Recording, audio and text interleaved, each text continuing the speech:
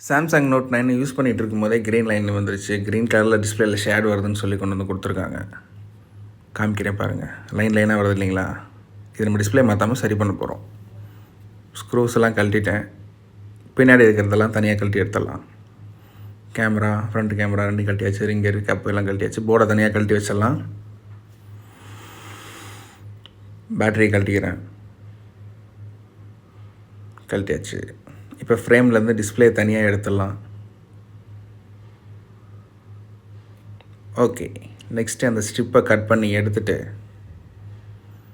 என்கிட்ட புது ஸ்ட்ரிப் ஒன்று இருக்குது, அதை அதில் அப்ளை பண்ணிடலாம். கட் பண்ணியாச்சு. புது ஸ்ட்ரிப்பை அடிச்சுட்டு செக் பண்ணுவோம். பார்த்தீங்கன்னா அந்த க்ரீன் ஷேட் போயிடுச்சு. ஸோ டிஸ்பிளே மாற்றணும் அவசியம் இல்லை, ஸ்ட்ரிப்பு மாற்றினாலே சரியாயிடும்.